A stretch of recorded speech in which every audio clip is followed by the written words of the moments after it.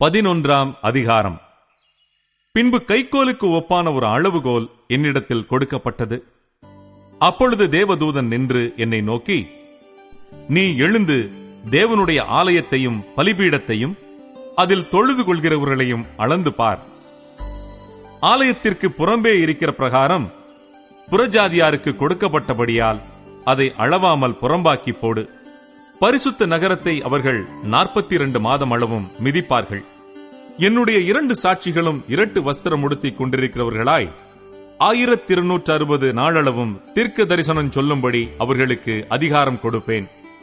பூலோகத்தின் ஆண்டவருக்கு முன்பாக நிற்கிற 2 ஒலிவ மரங்களும் 2 விளக்கு தண்டுகளும் இவர்களே. ஒருவன் அவர்களை சேதப்படுத்த மனதாயிருந்தால் அவர்களுடைய வாயிலிருந்து அக்கினி புறப்பட்டு அவர்களுடைய சத்துருக்களை பட்சிக்கும். அவர்களை சேதப்படுத்த மனதாயிருக்கிறவன் எவனோ அவன் அப்படியே கொல்லப்பட வேண்டும். அவர்கள் தீர்க்க தரிசனம் சொல்லி வருகிற நாட்களிலே மழை பெய்யாதபடிக்கு வானத்தை அடைக்க அவர்களுக்கு அதிகாரம் உண்டு. அவர்கள் தண்ணீர்களை இரத்தமாக மாற்றவும் தங்களுக்கு வேண்டும் போதெல்லாம் பூமியை சகலவித வாதைகளாலும் வாதிக்கவும் அவர்களுக்கு அதிகாரம் உண்டு. அவர்கள் தங்கள் சாட்சியை சொல்லி முடித்திருக்கும் போது பாதாளத்தில் இருந்து எறிகிற மிருகம் அவர்களோட யுத்தம் பண்ணி அவர்களை ஜெயித்து அவர்களை கொன்று போடும். அவர்களுடைய உடல்கள் மகா நகரத்தின் விசாலமான வீதியிலே கிடக்கும். அந்த நகரம் சோதோம் என்றும் எகிப்து என்றும் ஞானார்த்தமாய் சொல்லப்படும்.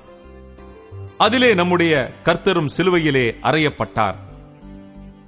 ஜனங்களிலும் கோத்திரங்களிலும் பாஷைக்காரரிலும் ஜாதிகளிலும் உள்ளவர்கள் அவர்களுடைய உடல்களை 3½ நாள் வரைக்கும் பார்ப்பார்கள். அவர்களுடைய உடல்களை கல்லறைகளில் வைக்க ஒட்டார்கள். அவ்விரண்டு தீர்க்கதரிசிகளும் பூமியின் குடிகளை வேதனைப்படுத்தினபடியால் அவர்கள் நிமித்தம் பூமியில் குடியிருக்கிறவர்கள் சந்தோஷப்பட்டு களி கூர்ந்து ஒருவருக்கொருவர் வெகுமதிகளை அனுப்புவார்கள்.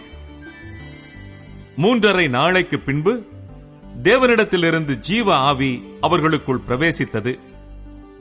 அப்பொழுது அவர்கள் காலூன்றி நின்றார்கள். அவர்களை பார்த்தவர்களுக்கு மிகுந்த பயம் உண்டாயிற்று. இங்கே ஏறி வாருங்கள் என்று வானத்திலிருந்து தங்களுக்கு உண்டான பெரிய சத்தத்தை அவர்கள் கேட்டு மேகத்தில் ஏறி வானத்திற்கு போனார்கள். அவர்களுடைய சத்துருக்கள் அவர்களை பார்த்தார்கள். அந்நேரத்திலே பூமி மிகவும் அதிர்ந்தது. உடனே அந்த நகரத்தில் 10 பங்கு இடிந்து விழுந்தது. மனுஷரில் 7000 பேர் பூமி அதிர்ச்சியினால் அழிந்தார்கள். மீதியானவர்கள் பயமடைந்து பரலோகத்தின் தேவனை மகிமைப்படுத்தினார்கள். 2ஆம் ஆபத்து கடந்து போயிற்று. இதோ 3ஆம் ஆபத்து சீக்கிரமாய் வருகிறது. 7ஆம் தூதன் எக்காளம் ஊதினான். அப்பொழுது உலகத்தின் ராஜ்யங்கள் நம்முடைய கர்த்தருக்கும் அவருடைய கிறிஸ்துவுக்கும் உரிய ராஜ்யங்கள் ஆயின. அவர் சதா காலங்களிலும் ராஜ்யபாரம் பண்ணுவார் என்னும் கம்பீர சத்தங்கள் வானத்தில் உண்டாயின. அப்பொழுது தேவனுக்கு முன்பாக தங்கள் சிங்காசனங்கள் மேல் உட்கார்ந்திருந்த 24 மூப்பர்களும் முகங்குப்புற விழுந்து, இருக்கிறவரும் இருந்தவரும் வருகிறவரும் ஆகிய சர்வ வல்லமையுள்ள கர்த்தராகிய தேவனே, உம்மை ஸ்தோத்திரிக்கிறோம். தேவரீர் உமது மகா வல்லமையை கொண்டு ராஜ்யபாரம் பண்ணுகிறீர். ஜாதிகள் கோபித்தார்கள். அப்பொழுது உம்முடைய கோபம் மூண்டது. மரித்தோர் நியாயத்தீர்ப்படைகிறதற்கும் தீர்க்கதரிசிகளாகிய உம்முடைய ஊழியக்காரருக்கும் பரிசுத்தவான்களுக்கும் உமது நாமத்தின் மேல் பயபக்தியாயிருந்த சிறியோர் பெரியோருக்கும் பலனளிக்கிறதற்கும் பூமியை கெடுத்தவர்களை கெடுக்கிறதற்கும் காலம் வந்தது என்று சொல்லி தேவனை தொழுது கொண்டார்கள். அப்பொழுது பரலோகத்தில் தேவனுடைய ஆலயம் திறக்கப்பட்டது.